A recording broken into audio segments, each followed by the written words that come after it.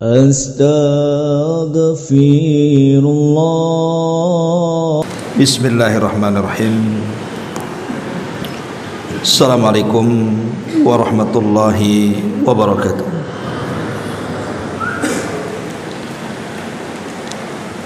Alhamdulillah wassalatu wassalamu ala Rasulillah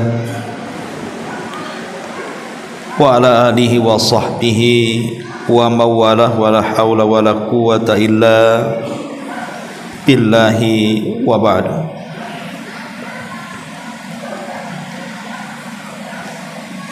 Alhamdulillah, di malam hari ini kembali kita bisa duduk bermajlis ilmu di Masjid Nurul Hidayah. Salawat dan kita hadiahkan kepada Rasul kita Nabi besar Muhammad sallallahu alaihi wasallam. Dan kita masuk pada bab ke-42, bab qaulillahi ta'ala fala taj'alu lillahi andadan wa antum ta'lamun.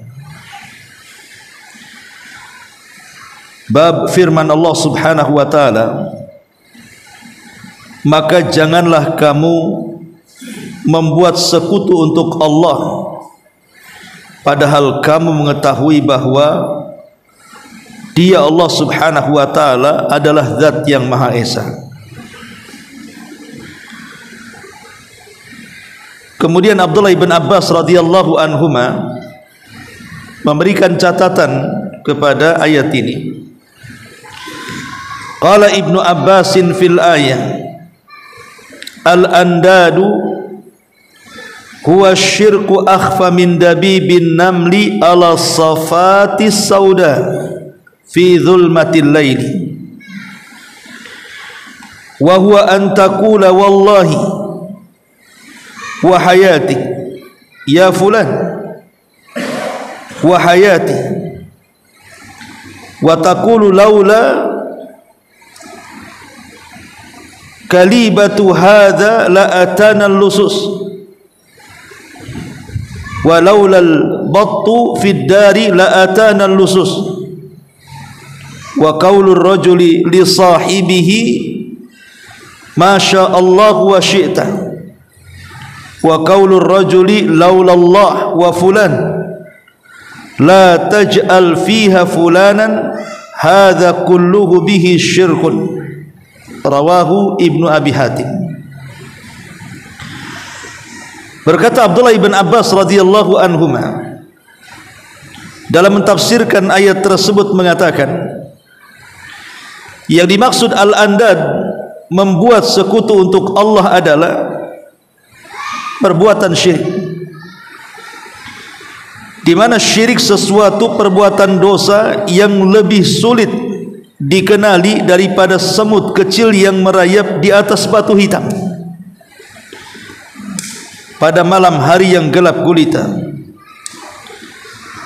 yaitu seperti ucapan demi Allah dan demi hidupmu wahai fulan, juga demi hidupku, atau seperti ucapan kalau bukan karena anjing ini tentu kita didatangi pencuri-pencuri itu,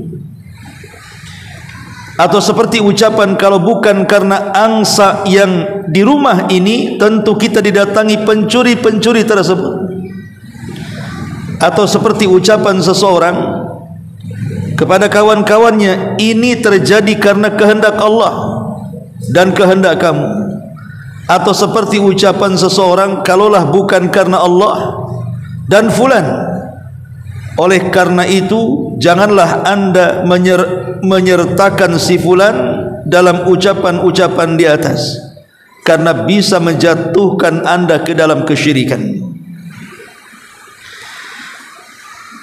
Kemudian juga diriwayatkan dari Umar bin Khattab radhiyallahu an, Nabi bersabda, man halafa bi ghairillahi faqad kafara aw asyrak. Barang siapa yang bersumpah dengan menyebut selain nama Allah, maka dia telah melakukan kekafiran dan kemusyrikan. Kemudian juga perkataan Ibnu Mas'ud radhiyallahu an, la an ahlifa billahi kadziban ahabbu ilayya min an ahlifa bi ghairihi sadiqan. Sungguh bersumpah dalam rangka berbohong dengan menyebut nama Allah jauh lebih aku sukai daripada bersumpah untuk kejujuran tetapi menyebut nama selain Allah.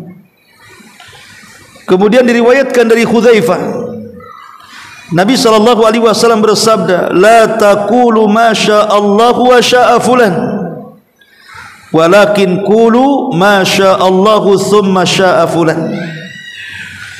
Janganlah kalian mengatakan atas kehendak Allah dan juga kehendak si fulan, tetapi katakanlah atas kehendak Allah kemudian atas kehendak si fulan.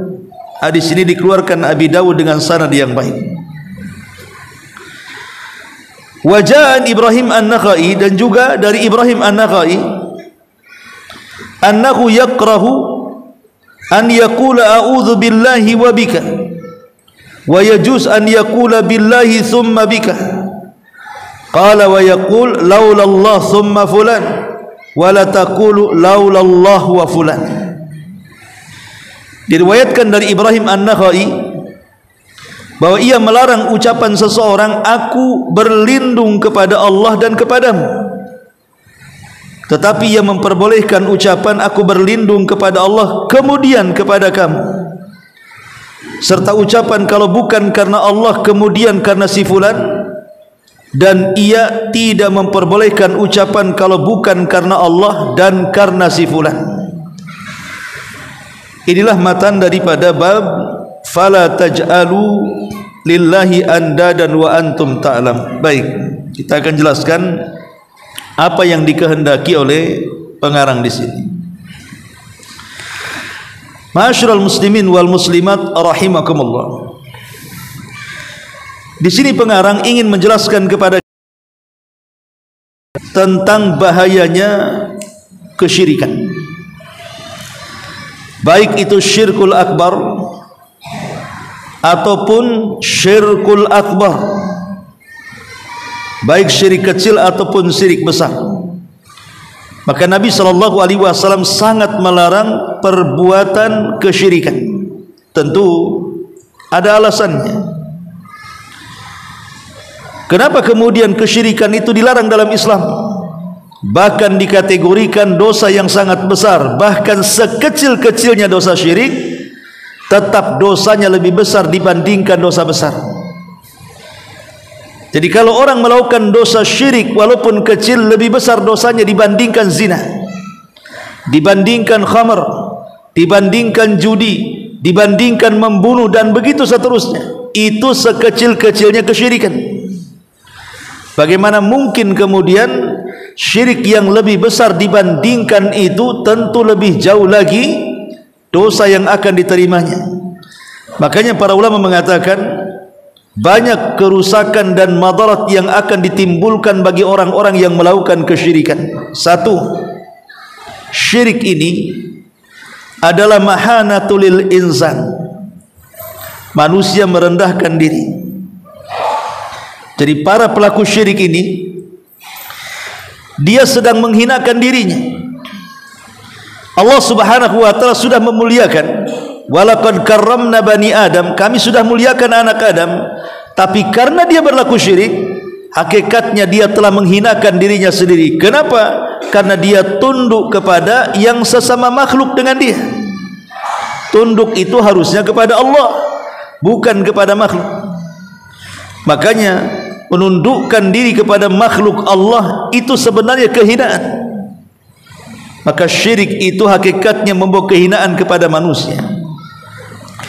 Kemudian yang kedua, syirik ini akan mencuci otak manusia dengan perkara-perkara kebatilan dan khurafat. Karena biasanya orang yang melakukan kesyirikan itu kepalanya penuh dengan cerita-cerita khurafat. Menghayal ingin kaya, menghayal ingin sukses, menghayal ingin naik jabatan, dan begitu seterusnya. Kemudian datang ke dukun-dukun, ke paranormal, percaya dengan tangkal-tangkal, dan begitu seterusnya. Kenapa mereka melakukan seperti itu? Karena kepalanya penuh dengan khurafat. Kemudian yang ketiga, syirik ini adalah seagung-agungnya atau sebesar-besarnya kezaliman. Sebagaimana perkataan Luqmanul Hakim, inna syirka la zulmun azim.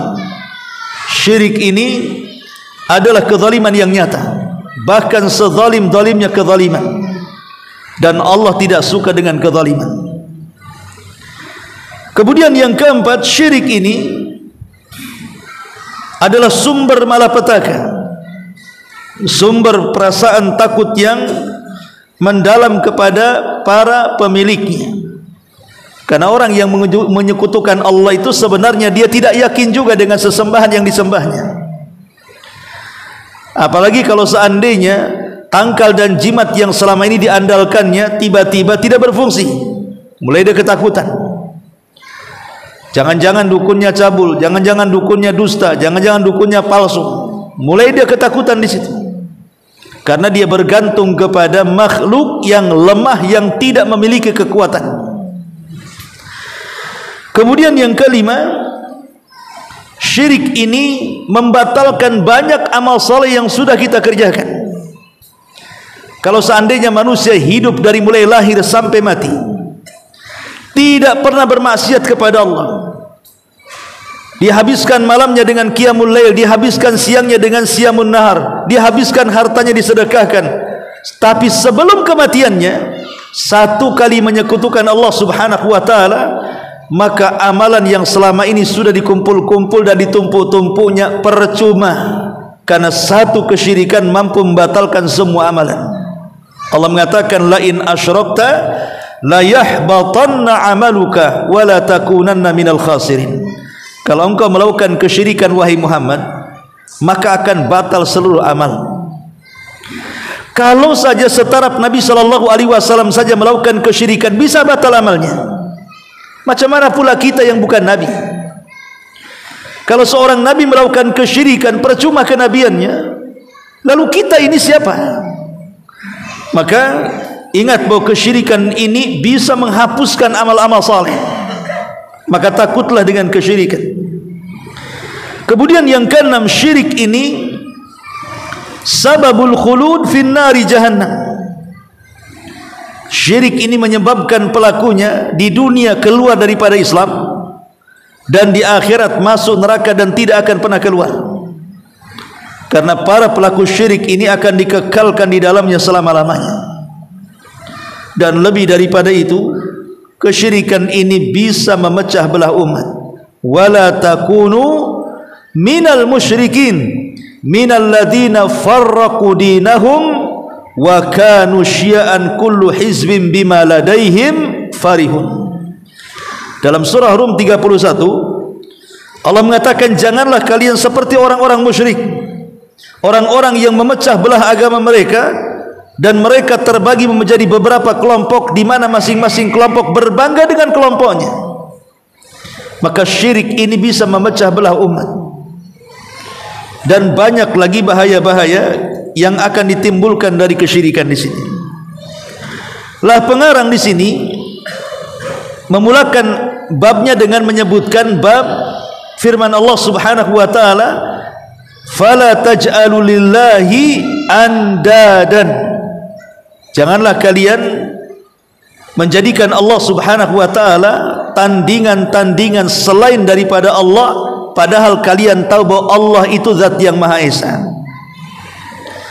Lah Abdullah bin Abbas radhiyallahu anhu memahami ayat ini bahwa yang dimaksud andad di sini artinya kesyirikan yang samar, kesyirikan yang diibaratkan seolah-olah langkah semut yang melangkah di batu yang sangat licin dan berwarna hitam, kemudian di kegelapan malam.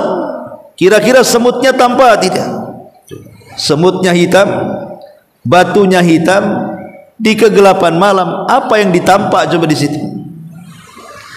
Artinya di sini Abdullah bin Abbas ingin mengatakan bahwa ada kesyirikan itu yang lebih halus dibandingkan semut yang merayap di batu hitam di kegelapan malam itu. Sebagian para ulama mengatakan maksudnya di sini adalah dua jenis syirik. Pertama riya dan ujub, dan yang kedua syirik-syirik lafaz yang keluar dari lisan kita. Nanti dicontohkan di sini. Ma'asyiral muslimin yang dimuliakan Allah Azza wa Jalla. Yang pertama, maksud fala taj'alu lillahi andadan wa antum ta'lamun. Menurut pendapat Abdullah ibn Abbas radhiyallahu anhuma, adalah kesyirikan yang jauh lebih samar dibandingkan semut yang merayap di kegelapan malam di batu licin yang sangat hitam. Maksudnya, para ulama mengatakan maksudnya adalah riya. Karena riya ini ikhwan, terkadang datangnya itu tanpa disadar. Awalnya ikhlas karena Allah subhanahu wa ta'ala, ngaji betul, solat, khusyuk, semuanya tidak ada masalah. Tiba-tiba di tengah jalan entah siapa yang menggerakkan, tiba-tiba karena dia menjadi imam yang tadinya biasa saja bacaannya, tiba-tiba dipanjangkan karena di belakangnya ada makmum, mungkin pejabat lagi solat di belakang. Ataupun mungkin orang-orang yang sedang bersedekah, awalnya dia ada niat sedekah, sebenarnya dia tidak ada niat ingin pamer, tapi entah kenapa di tengah-tengah dia bersedekah, pamer pula dia. Ketika kemudian yang menerima sedekah mengatakan, bagaimana ibu bapak kalau nama ibu saya cantumkan saja di papan? Kata kita, ya tidak apa-apa, terserah. Ini kan juga mau pamer sebenarnya, padahal dia bisa menolaknya kan. Tidak usah, bisa saja nolak kan. Ya, ini tidak usah sambil ngasih spidol, tulis saja katanya. Jadi riya ini terkadang datangnya seperti semut saja. Bayangkan coba, kadang-kadang kita ini sedang jalan, tahu-tahu ada semut di atas baju. Kita tidak tahu kapan dia jalan, coba. Tahu-tahu ada di atas kepala saja semut itu. Kapan dia naik dari tanah kemudian ke kaki, ke lutut, ke pusar sampai ke kepala itu? Nah, ini terjadi kepada semut. Tetapi Rasul mengatakan riya itu jauh lebih halus dibandingkan dan kita. Tahu-tahu riya saja, padahal nggak ada niat riya, tahu-tahu riya. Ya. Ma'asyiral muslimin wal muslimat rahimani wa rahimakumullah. Tentu karena riya itu tidak mungkin terjadi kecuali karena tiga perkara. Pertama, karena jahil. Orang jahil ini mudah melakukan riya. Yang kedua, karena tamak. Tamak terhadap apa yang ada pada manusia. Kemudian yang ketiga, karena dia merasa lezat dengan sanjungan dan pujian. Inilah yang mengakibatkan kenapa riya muncul. Karena jahil, karena tamak terhadap dunia, dan karena lezat ketika dipuji dan juga disanjung manusia, muncul riya. Makanya kenapa para ulama mengatakan supaya kita tidak terjatuh kepada riya, pertama, rasakan bahwa Allah subhanahu wa ta'ala sedang melihat kita. Artinya tanamkan muraqabah. Kedua, berusaha setiap amalan yang kita amalkan itu sembunyikan. Jangan sampai diketahui manusia, kecuali memang amalan-amalan yang sifatnya syiar yang harus diketahui manusia, seperti kurban, sholat id dan yang lainnya, ya. Tapi dasarnya amalan itu harus ditutup sebenarnya, tidak boleh ditampakkan, karena menampakkan amalan itu terkadang merangsang orang untuk riya. Makanya lihat seorang ulama namanya Zainul Abidin. Zainul Abidin, namanya Ali ibn Husain ibn Ali ibn Abi Talib, cicit Nabi SAW, satu-satunya keturunan Husain yang hidup di zaman itu, dan dia selamat dari peristiwa Karbala.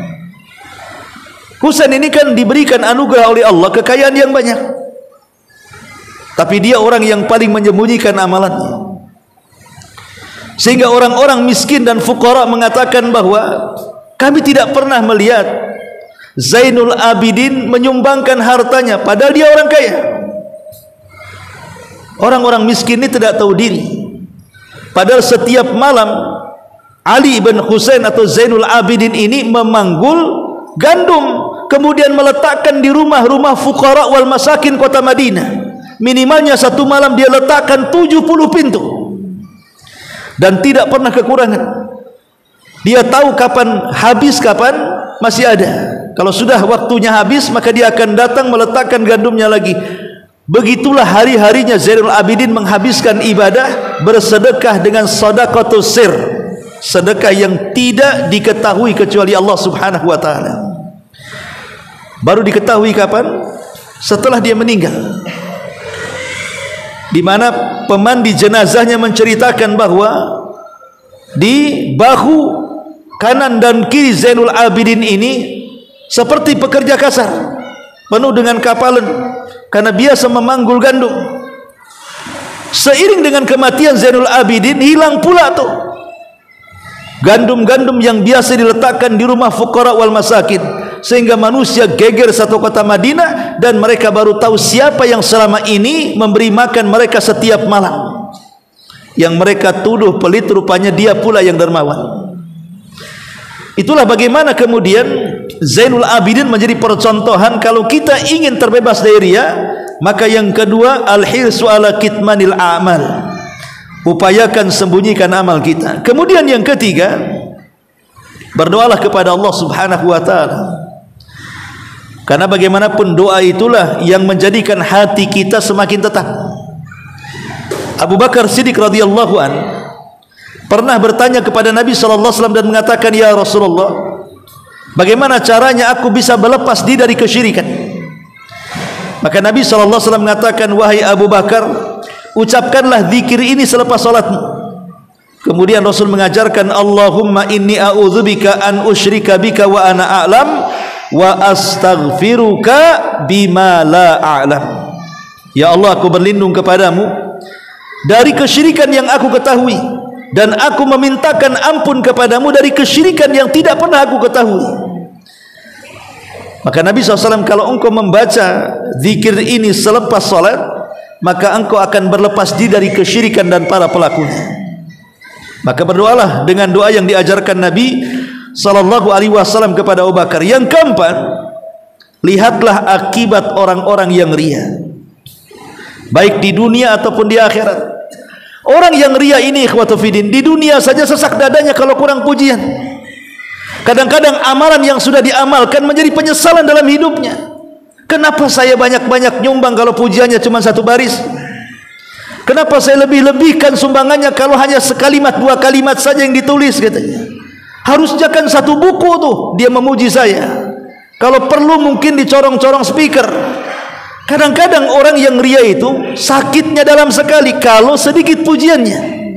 Di dunia saja sudah tersiksa tuh, apalagi di akhirat, di mana Allah Subhanahu wa taala akan mengatakan kepada orang-orang yang riya, idza juziyan nasu bi a'malihim.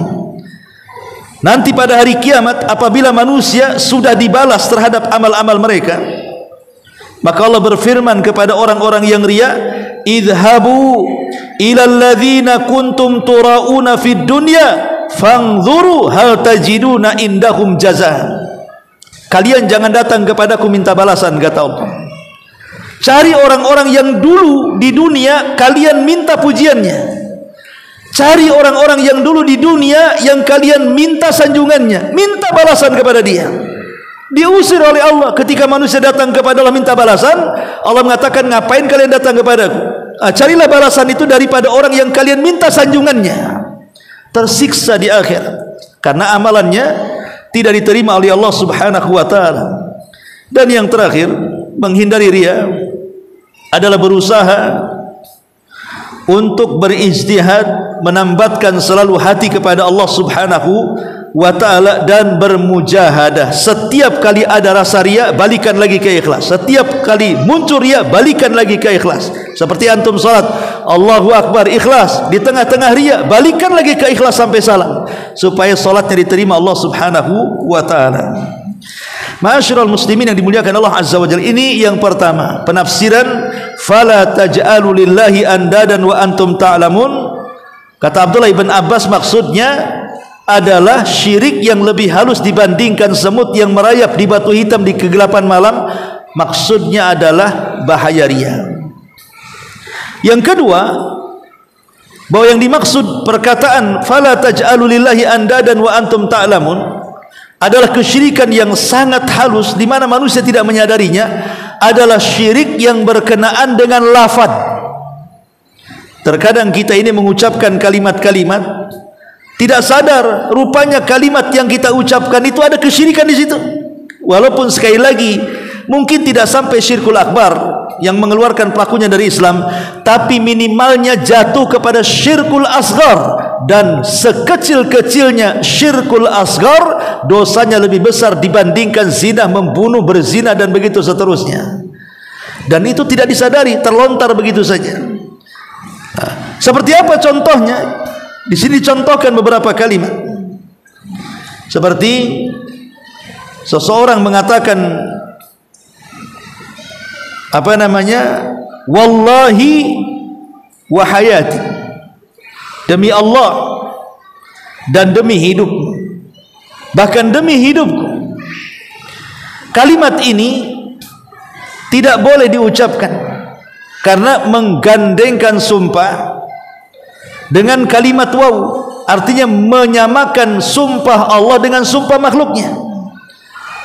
Demi Allah dan demi dirimu dan demi kehidupan. Kalimat-kalimat ini adalah termasuk bagian daripada syirkul asghar, syirik kecil. Atau contoh yang lain, kalau bukan karena anjing tetangga ribut, tentu pencuri-pencuri itu akan masuk ke rumahnya. Nasib baik ada anjing dia yang menyelamatkan rumah saya. Bayangkan, yang menyelamatkan rumah dia Allah, tapi kemudian disandarkan kepada anjing. Apa tidak kufur nikmat dia? Anjing bisa apa emangnya? Atau kalau bukan karena teriak-teriak angsa itu, yang ribut-ribut itu, tentu pencuri ini akan masuk sembarangan ke rumah. Apa urusan angsa dengan pencuri? Ingat bahwa angsa itu bisa bicara, sehingga dia bersuara. Siapa yang membuat suara angsa? Allah. Siapa yang membuat dia bersuara? Allah. Sehingga kemudian maling ini tidak berani karena takut ada orang, sehingga Allah lindungi. Semua tidak lepas dari Allah. Kenapa pula kemudian didasarkan kepada angsa? Ini kesyirikan namanya, walaupun syirkul. Ataupun mengatakan Masya Allah wa syi'ta, kalau bukan karena kamu tentu saya tidak akan sukses. Kalau bukan karena kamu, kalau bukan karena Allah dan kamu, ini juga tidak boleh. Tapi katakanlah kalau bukan karena Allah kemudian kamu. Pakai kemudian, jangan pakai dan.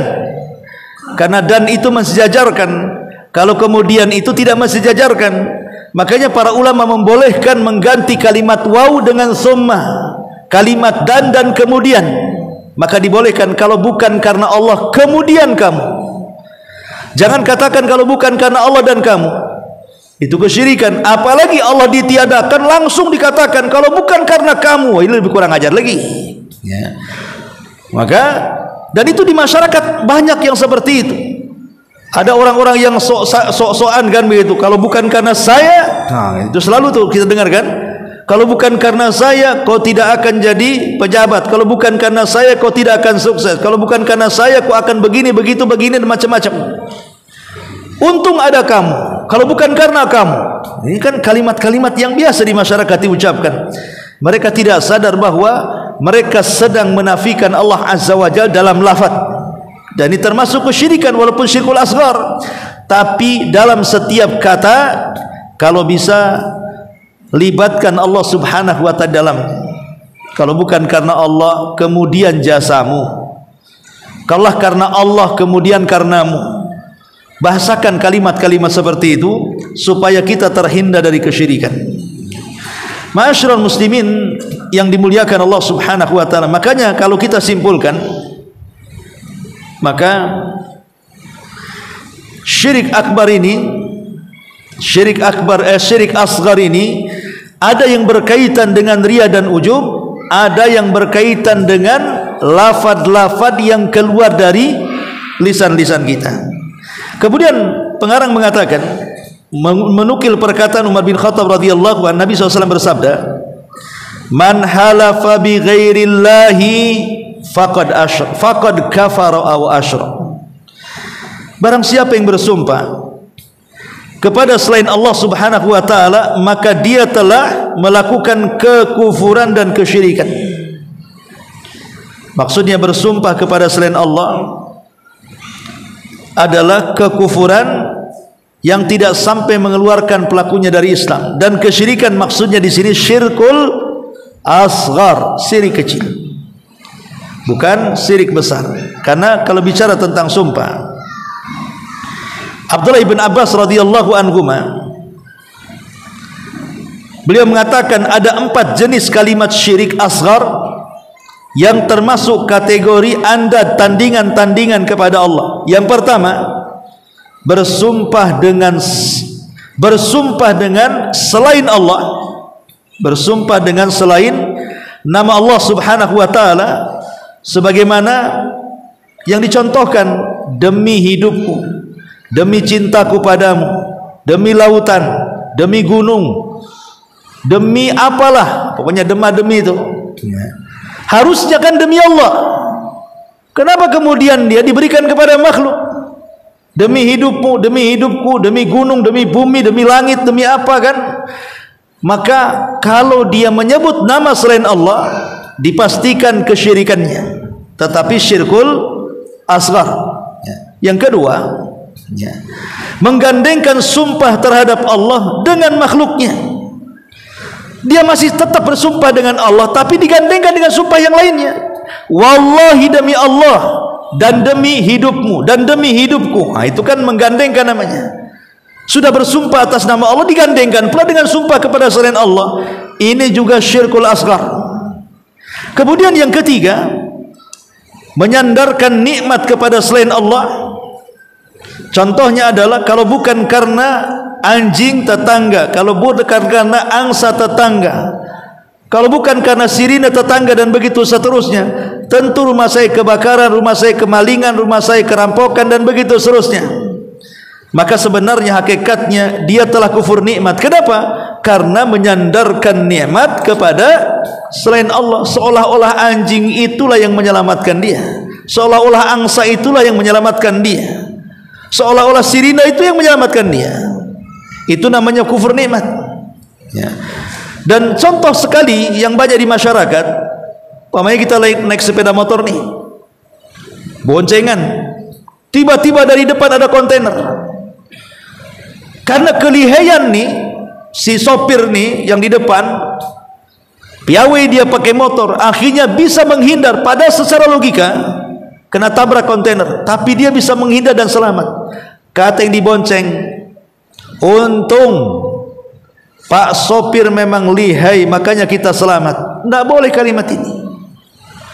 Kenapa seolah-olah selamat itu ditentukan karena si sopir tadi? Itu kufur nikmat namanya.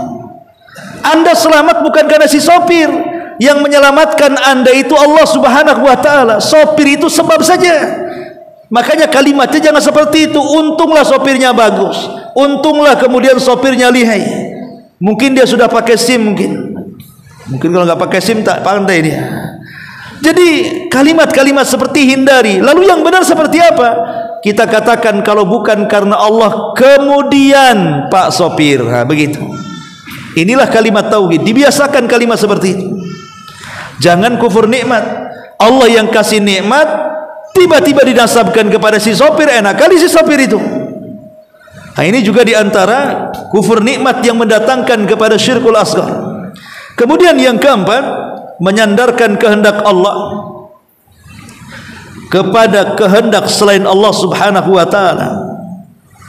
Menyandarkan kehendak Allah kepada kehendak selain Allah. Contoh, ini terjadi atas kehendak Allah dan kehendak kamu. Kalau bukan karena kamu, tentu saya tidak sukses. Kalau bukan karena saya, tentu engkau akan menggelandang di jalan. Ini namanya apa? Menyandarkan kehendak Allah kepada kehendak kita. Syirik, nggak boleh. Ya. Soal dia sukses dengan modal kita, betapa banyak orang yang dikasih modal banyak tidak sukses. Bahkan dikasih fasilitas, dikasih ruko, dikasih modal, dikasih ini, dikasih pandangan macam-macam, tahu-tahu tidak sukses juga. Berarti kesuksesan itu bukan karena kita yang ngasih modal, Allah yang membuat orang itu sukses. Karena Allah Subhanahu wa taala Qulillah malikal mulki tu'til mulka man tasha wa tunzi'ul mulka mimman tasha. Allah lah yang kemudian meletakkan orang jadi raja, mencabut orang dari raja, meletakkan orang jadi pengusaha, mencabut orang dari pengusaha, meletakkan orang jadi kaya, mencabut orang jadi miskin. Itu kehendak Allah. Kenapa kemudian dia mengatakan kalau bukan karena saya aku tidak akan sukses? Sukses itu datang dari Allah. Kita ini sebab. Karena banyak juga orang yang kasih modal tidak sukses. Maka dari sini kita tahu bahwa jangan menyandarkan kehendak yang harusnya kehendak Allah disandarkan pula kepada kehendak kita, kehendak makhluknya. Ingat, kehendak kita itu di bawah kehendak Allah Subhanahu wa taala. Maka jangan kita katakan seperti itu. Ibn Abbas 4 perkara yang jatuh kepada kesyirikan dari syirkul alfad, dari syirik yang dilafadkan. Kemudian Abdullah ibn Mas'ud radhiyallahu anhu mengatakan di sini, berkata pengarang, la an akhlifa billahi kadiban ahabbu ilayya min an ahlifa bi ghairihi sadiqa. Kalaulah aku bersumpah atas nama Allah tapi untuk berdusta, jauh aku sukai dibandingkan aku bersumpah atas nama selain Allah tapi untuk sebuah kejujuran. Kenapa demikian? Karena dosa dusta di bawah dosa syirik. Kalau dia seandainya bersumpah karena Allah, umpamanya Anda seorang penjual, pedagang, demi Allah, jelas demi Allahnya, ini bahan dari sana nggak dapat, padahal dapat. Ini harganya nggak segitu, padahal segitu. Dia kan berdusta namanya kan. Tapi sumpahnya benar. Dia mengatakan wallahi demi Allah. Yang satunya dia mengatakan demi langit dan bumi, demi siap saya kena petir. Ini dari sana nggak dapat, memang nggak dapat, jujur dia. Tapi nama sumpahnya kenapa bawa petir, coba bayangkan. Kenapa bawa langit dan bumi? Berarti yang kedua ini walaupun dia jujur, tapi dia terjerumus kepada syirkul asghar, syirik kecil, bersumpah kepada selain Allah. Yang pertama, dia dusta tapi dia tidak melakukan kesyirikan, dan dusta itu hanya dosa besar saja. Dan syirik kecil dosanya jauh lebih besar dibandingkan dosa besar biasa. Makanya Abdullah ibn Mas'ud mengatakan, kalau saya bersumpah atas nama Allah untuk kedustaan, jauh lebih aku sukai dibandingkan aku bersumpah kepada selain Allah untuk kejujuran. Dari sini kita tahu bagaimana pandangan salaf, pandangan para sahabat tentang kesyirikan. Bagaimana mereka itu takutnya dengan kesyirikan kepada Allah Subhanahu wa taala. Kemudian juga muallif membawakan asar daripada Hudzaifah radhiyallahu anhu. An Hudzaifah radhiyallahu anhu anin Nabi sallallahu alaihi wasallam qala. Dari Hudzaifah, dari Nabi SAW dia berkata, la taqulu ma syaa Allah wa syaa fulan, walakin qulu ma syaa Allah thumma syaa fulan. Janganlah kalian katakan atas kehendak Allah dan kehendak fulan, tapi katakanlah atas kehendak Allah kemudian kehendak fulan. Inilah yang membedakan kalimat tauhid dan kalimat syirik. Bedanya di kemudian dan. Kalau pakai dan syirik, kalau pakai pengemudian tauhid. Milih yang mana? Ini dari Hudzaifah bin Yaman. Kemudian yang terakhir, waja'an Ibrahim an-Nakhai, dan juga disebutkan dari Ibrahim an-Nakhai, annahu yakrahu an yaqul a'udzu billahi wa bik. Dia sangat membenci kalau ada orang mengatakan aku berlindung kepada Allah dan berlindung juga dari kamu, katanya. Jauh-jauh kau dari sini, kau dekat-dekat pinjam uang aja, katanya. Kau berlindung dari kamu, katanya. Jangan dekat-dekat, pasti kau ada maunya nih. Aku berlindung kepada dan kamu, jauh-jauh sana. Kalimat seperti ini tidak boleh, sangat dibenci oleh Ibrahim an-Nakhai. Tapi boleh kita katakan aku berlindung kepada Allah kemudian kepadamu, minggir sana, jangan dekat-dekat. Itu boleh. Jadi sebenarnya rahasianya di kalimat dan kemudian saja sebenarnya. Ini kan sebenarnya mudah di masyarakat kan, hanya mengganti kalimat dan juga kemudian. Kalau ada orang yang mengatakan, ini kan hanya ucapan saja, toh juga orang yang mengucapkannya tidak bermaksud seperti itu. Tidak. Ada satu hadis Nabi SAW mengatakan, wa innal abda la yatakallamu bil kalimati la yulqi laha balan yahwi sahibuha fi nari jahannam ab'ad ma bainal masyriq wal maghrib. Kata Nabi SAW, ada seorang hamba itu mengucapkan satu kalimat, lihat bahasa Rasul, Satu kalimat, bukan banyak kalimat, cukup satu kalimat saja. Tapi rupanya satu kalimat ini mengandung kemurkaan Allah. Dia ucapkan tanpa sadar, cukup memasukkan ia ke dalam jahanam yang dalamnya lebih dalam dibandingkan jarak antara timur dan barat. Lihat bagaimana orang ini nggak sadar, kayak orang latah atau mengucapkan sesuatu, kan nggak sadar orang latah itu. Umpamanya dia kesenggol kakinya, kemudian kaget, kemudian dia mengeluarkan kata-kata yang biasa diucapkan gitu ya, beberapa kalimat. Kalau kalimat ini walaupun latah diucapkan tapi mengandung kemurkaan Allah, cukup memasukkan ia ke dalam jahanam. Macam mana kalau kata-kata itu hari-hari diucapkan kita dengan sadar, tidak gila, waras, maka tidak ada alasan. Sebaiknya seorang muslim itu harus menjaga lisannya kepada Allah dan juga menjaga lisannya kepada manusia. Adapun perbedaan antara syirkul akbar dan syirik asghar ini, pertama, syirik akbar ini tidak akan diampuni kecuali dengan taubat. Adapun syirik asghar maka diperselisihkan para ulama, dikembalikan kepada kehendak Allah. Kalau Allah mau Allah ampuni, kalau Allah mau Allah tidak akan ampuni, dibersihkan dulu dosanya baru dimasukkan ke dalam surga, tapi tidak dikekalkan di neraka. Menghancurkan semua amal. Tapi syirik kecil ini menghancurkan amalan tertentu saja yang ditempelinya. Seperti satu hari sholat 5 waktu yang riya subuh saja, ya subuh saja nggak diterima, zuhur, asar, maghrib, isya diterima karena ikhlas. Nah, contohnya seperti itu. Kemudian yang ketiga, bahwa syirik akbar ini bisa mengeluarkan dari agama Islam, sementara syirik kecil ini tidak mengeluarkan pelakunya dari Islam. Artinya kalau syirik besar ini berarti apa? Tidak boleh menikah dengan dia, tidak boleh memakan sembelihannya dari dia, bahkan tidak boleh mendapatkan warisannya. Kalau mati dia tidak boleh disolatkan, tidak boleh dikafankan, tidak boleh dikuburkan di kuburan kaum muslimin.